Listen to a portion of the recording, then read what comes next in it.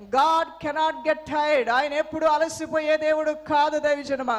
నీవైనా అలసిపోతావేమో, సమస్యలిపోతావేమో, కానీ నీ దేవుడు అలసిపోయేవాడు కాదు. ప్రియ దైవజనమా, ప్రభు అయిన దేవుడు అంటున్నాడు, ఆయన ఛాలెంజ్ చేస్తున్నాడు. ఏంటో తెలుసా? పాతాళ లోకమంతా లోతైన, ఆకాశమంత ఎత్తైన ఏదైనా నా నామంలో అడగండి నేను ఇస్తాను అంటున్నాడు. అది లోతుంది ప్రభా, ఈ లోతుల్లోకి నువ్వు వెళ్ళగలవా అని నన్ను అడగొద్దు మీరు. అబ్బో అది చాలా ఎత్తు ప్రభా, అది నువ్వు చేయగలవా అని నన్ను అడగొద్దు. ఎత్తుదైనా అడగండి, లోతుదైనా అడగండి, ఏదైనా నేను చేయబోతున్నాను అంటున్నాడు ఆయన. నువ్వు ఈ రోజున అనుకోవద్దు లోతైనవి ఎలా దేవుడు తెస్తాడు, ఎత్తైనవి దేవుడు ఎలా అందుకుంటాడు, ఆటికి ఈటికి మధ్యలో నేను నిలబడ్డాను కదా అని నువ్వు అనుకోవద్దు. పాతాళ లోకమంత లోతైనా, ఊర్ధ్వలోకమంత ఎత్తైనా ఏదైనా యేసు నామములో నువ్వు ప్రార్థన చేస్తే అది నీకు జరగబోతుంది దైవజనమా. ప్రభు అయిన దేవుడు నీకు అందించబోతున్నాడు, కార్యం చేయబోతున్నాడు ఆ విషయంలో. అందుకనే ప్రభు వాక్యం తెలియజేస్తుంది, యెషయా గ్రంథం 40:28 గాడ్ కెనాట్ గెట్ టైర్డ్ అని. ఆ తర్వాత 139 కీర్తన 17 నుండి 18 మనం చూస్తే God cannot stop thinking about you. ఆయన నీ గురించి ఆలోచించకుండా ఉండలేడంట. ఎంత మంచి మాట అండి ఈ మాట. మనం అంటూ ఉంటాం, మర్చిపోయారులేండి మీరు మమ్మల్ని అంటూ ఉంటాం. అప్పుడే మర్చిపోయారా, మొన్నేగా కలిసామంటాం. మొన్నే కదండి నేను మీతో చెప్పాను, అప్పుడే మర్చిపోయారా అంటాం. అప్పు తీరుస్తానని చెప్పారు కదండి, అప్పుడే మర్చిపోయారా, మళ్ళీ నెల తిరిగి రానే వచ్చింది అంటూ ఉంటాం. కానీ మన దేవుని దగ్గరకు వచ్చినప్పుడు మనల్ని ఆయన మర్చిపోయేవాడు కాదు. మీ అందరికీ తెలుసు ఎక్కడ చెక్కుకున్నాడంటే మనందరిని ఆయన అరచేతుల్లో చెక్కుకొని ఆయన ఉన్నాడంట. నేను మర్చిపోను దేన్ని కూడా అంటున్నాడు. నిన్ను గురించి ఆలోచించడం నేను ఆపలేను అంటున్నాడు. నీ గురించి ఆలోచిస్తూనే ఉంటాను అంటున్నాడు. ఎన్నెన్నో ఆలోచనలు, ఎన్నెన్నో ప్రణాళికలు. ఒక తల్లి నీ గురించి ఆలోచించేదానికన్నా, నీ కన్న తండ్రి నీ గురించి ఆలోచించేదానికన్నా, నిన్ను గూర్చి నువ్వు తలంచుకునే తలంపుల కన్నా దేవుని యొక్క తలంపులు ఆకాశమంత ఉన్నతంగా నీ పట్ల ఉన్నాయి దైవజనమా. నువ్వు అనుకుంటావు, నా పట్ల దేవునికి ఇన్ని తలంపులు ఉన్నాయా, ప్రభువైన దేవుడు నా పట్ల ఇంత ఉన్నతమైన ఉద్దేశం కలిగి ఉన్నాడా అని నువ్వే ఆశ్చర్యపోయే అంత ఉన్నతమైన కార్యాలు నీ యందు జరిగించాలని దేవుడు ఆశపడుతున్నాడు. ఓ సహోదరు నా దగ్గరకు వచ్చి చెప్పిన మాట, ఒకరోజు ప్రార్థన చేసుకున్నాను, నా స్థానం ఏంటి ప్రభువా అని నేను ప్రార్థన చేసుకొని నిద్రపోయానమ్మా. ఒక చక్రము లాంటిది, స్టెప్ బై స్టెప్ అలా కింద నుంచి పైదాకా 100 స్టెప్పులు కనబడుతూ ఉన్నాయి. నేను ఒకసారి చూస్తే 100వ స్టెప్ మీద నిలబడి నేను తిరుగుతున్నాను, మరొకసారి చూస్తేనేమో ఒక్క స్టెప్ కూడా ఎక్కకుండా భూచక్రం చుట్టూ తిరిగినట్లుగా అలా దాని చుట్టూ తిరిగి వస్తున్నాను. అప్పుడు నాకు ఒక స్వరం వినబడుతుంది, నేను నీకు పెట్టిన స్థానము ఆ 100వ మెట్టు మీద ఉండాలని, కానీ నువ్వు కింద మెట్టు కూడా ఎక్కకుండా నీ బలహీనలతో, నీ అల్ప విశ్వాసంతో ఇంకెక్కడే తిరుగుతూ ఉన్నావు. కానీ నేను తలంచిన తలంపు అయితే నువ్వు ఎక్కడుండాలని కాదు, నువ్వు తోకగా ఉండాలని కాదు, నువ్వు తలగా ఉండాలని అంటున్నాడు. నువ్వు తోకగా ఉండాలని నేను ఆశపడట్లేదు, నా తలంపులు మీ తలంపులు వంటివి కావు అంటున్నాడు ఆయన. ప్రభువా మరి ఎలాంటి తలంపులు కలిగి ఉన్నావంటే, మిమ్మల్ని తలగా ఉంచాలని నేను ఆశపడుతున్నాను, మిమ్మల్ని తోకగా ఉంచాలని నేను అనుకోవట్లేదు అంటున్నాడు. అందువల్లనే ప్రభు యొద్దకు వచ్చినప్పుడు నీ స్థానం ఒకవేళ చాలా చిన్న స్థానంలో ఉన్నావేమో, కానీ దేవుని యొద్ద నుంచి గొప్ప కార్యములు ఆశించు, గొప్ప కార్యములు పొందుకో.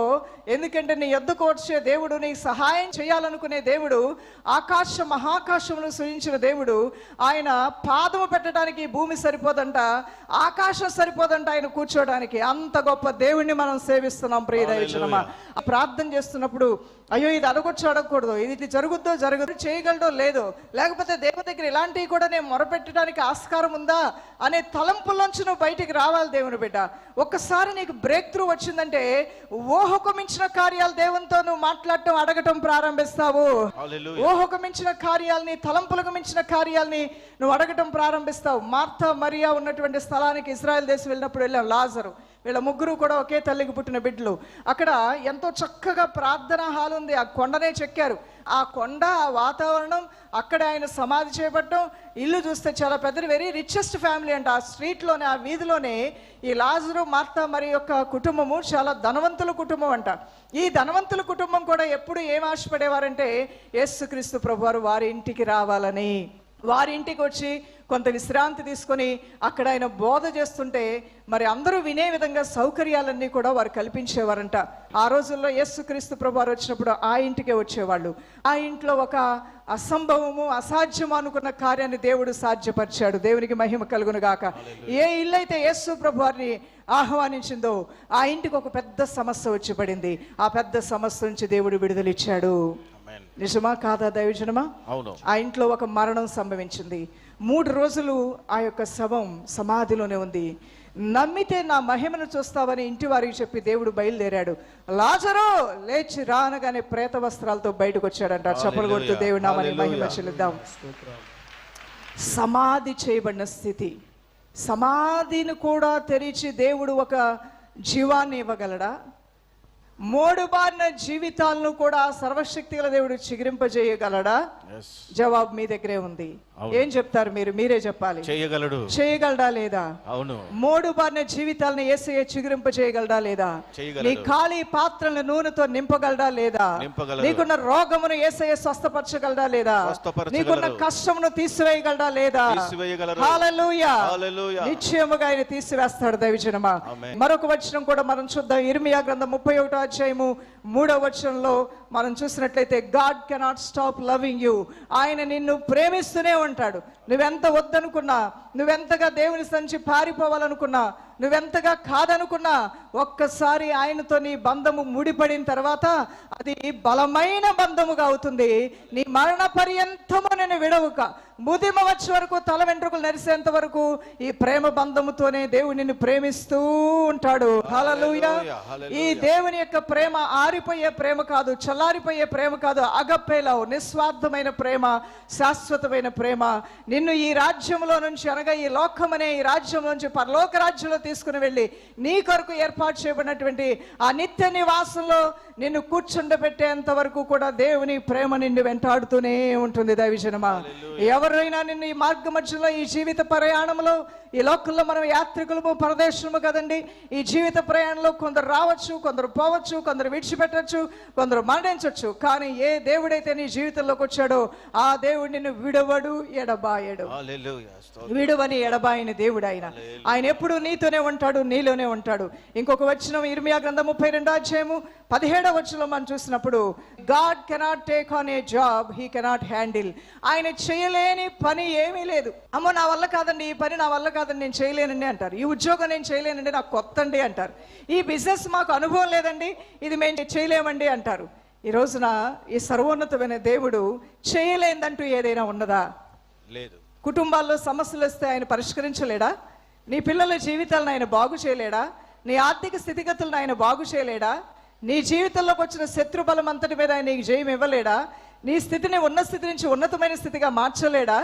నిశ్చయముగా ఆయన మార్చగలడు. ప్రశ్న నువ్వే వేసుకో, జవాబు కూడా దేవుడు నీకు ఇస్తూనే ఉంటాడు. దేవుని బిడ్డ, ఈ దేవుడు జవాబిచ్చే దేవుడు, నీ ప్రశ్నలకు జవాబిచ్చే దేవుడు.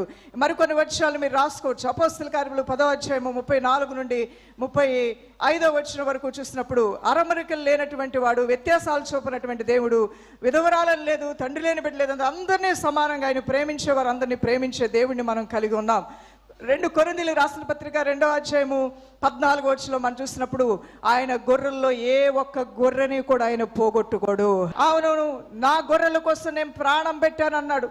తోడేళ్ళు వచ్చినా, ఎలుగుబంట్లు వచ్చినా, పూలులు వచ్చినా, సింహాలు వచ్చినా, నేను ప్రాణం ఇచ్చే మంచి కాపర్ని కాబట్టి, గొర్రెలకు నేను ప్రధాన కాపర్ని కాబట్టి, నేనే వారికి కాపుదలుగా ఉంటాను కాబట్టి, ఏ గొర్రె కంచె దాటి వెళ్లకుండా, ఏ మృగం పాలవకుండా నేనే వారికి కాపరిగా ఉండి నడిపిస్తానంటున్నాడు ఈ దేవుడు. అవును, ఆ ప్రధాన కాపరి నేను కలిగి ఉన్నావు. 23వ కీర్తన దావీదు భక్తుడు అందుకని రాశాడు, యెహోవా నా కాపరి, నాకు లేమి కలుగుదు. ఆయన ఎక్కడ నడిపిస్తాడంట? పచ్చిక బయలు చోట. ఏ జలముల యొద్ద వారిని నడిపిస్తాడంట? శాంతికరమైన జలముల యొద్ద. ఏ కర్రతో వారిని ఆదరించి బలపరుస్తాడంట? దుడ్డు కర్రతో, దండముతో. దేవుని గురించి గొప్పగా తలంచుకోండి దేవుని బిడ్డ.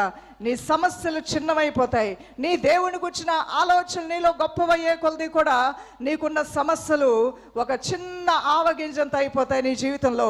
నీ సమస్యలు ఈ రోజున గొలియాతులాగా పెద్దగా కనబడుతున్నాయేమో, కానీ నీ దేవుని గురించి నువ్వు గొప్పగా ఆలోచన చేస్తే నీలో ఉన్న అభిషేకము ఆ ప్రతి కాడుని విరగొడుతుందని నువ్వు నమ్మటం ప్రారంభిస్తే నీ ముందున్న సమస్యలు నీ ముందు మధుమాయం అవబోతున్న యేసు నామములో, అవి తొలగిపోబోతున్న యేసు నామములో.